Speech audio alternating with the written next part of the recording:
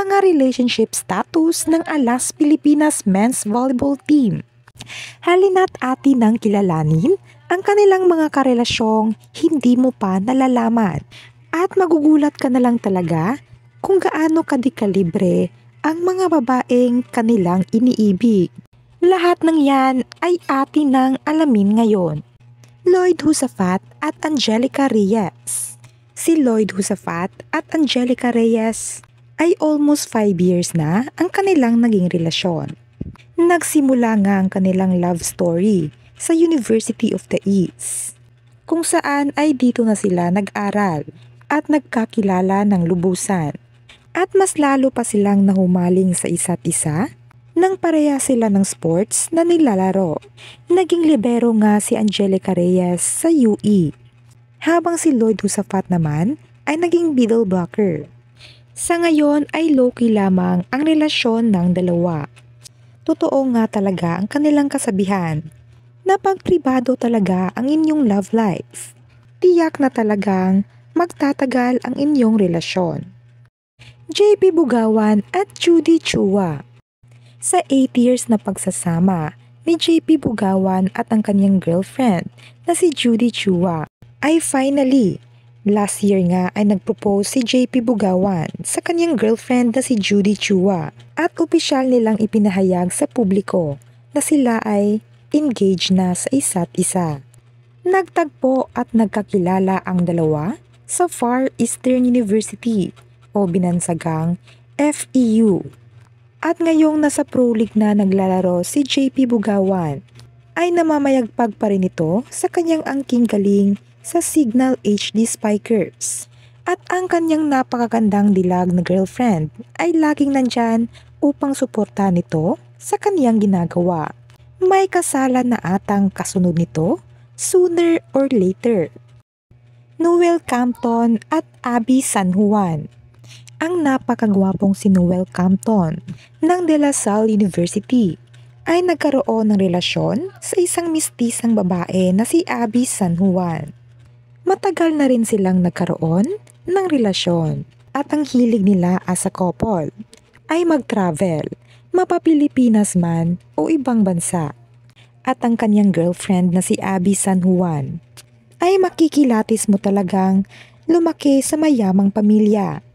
At sa kanilang social media ay laging pinapakita ng dalawa kung gaano nila kamahal ang isa't isa.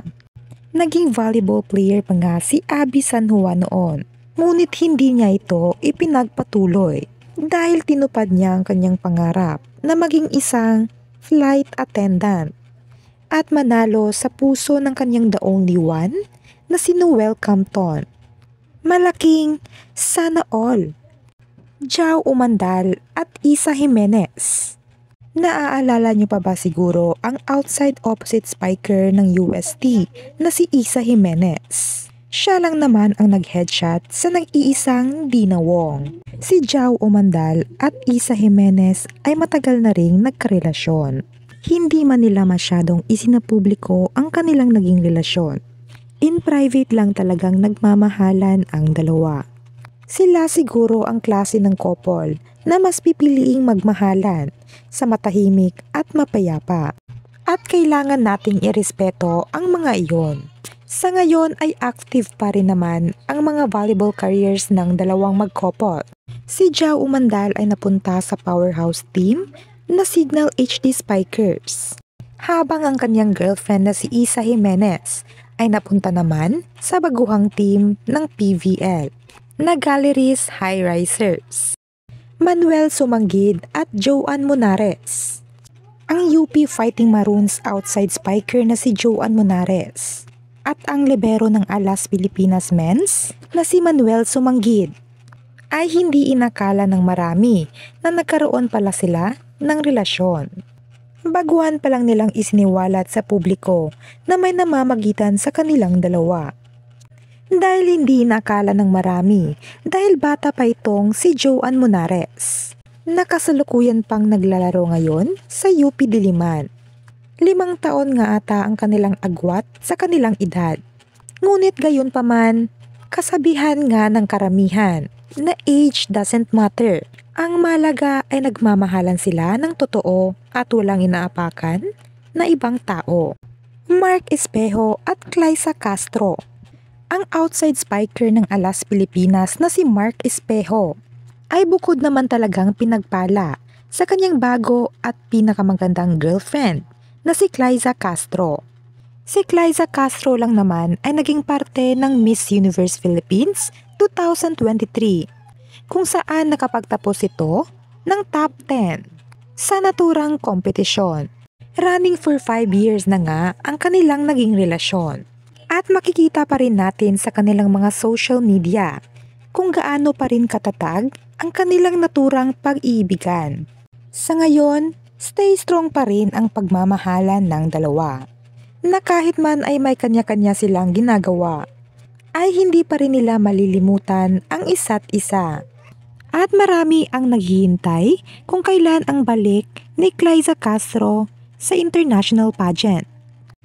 Brian Bagunas at Nicole Tracy Tan, ang binansagang bazooka ng Alas Pilipinas, ay nagkaroon ng relasyon sa kanyang long-time girlfriend na si Nicole Tracy Tan.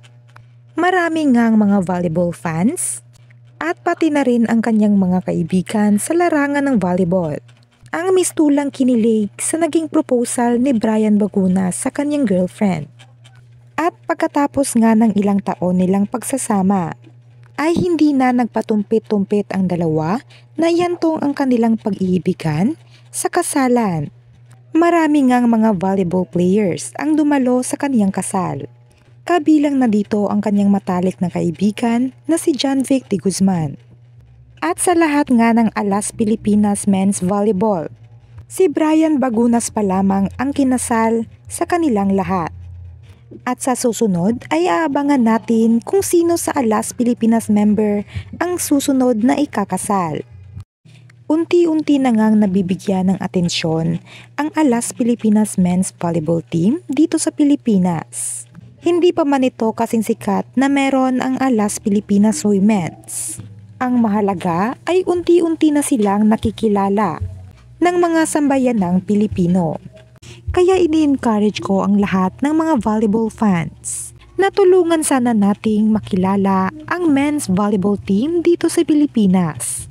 Deserve rin naman nilang makilala at sumikat dahil marami na rin silang napatunayan at nagbigay na rin sila ng karangalan sa Pilipinas. Kagaya rin ng natamo ng Alas Pilipinas Women's at mga women's volleyball team sa Pilipinas. Kayo, sino sa mga Alas Pilipinas member ang may pinakaswerteng naging karelasyon? Please comment down below.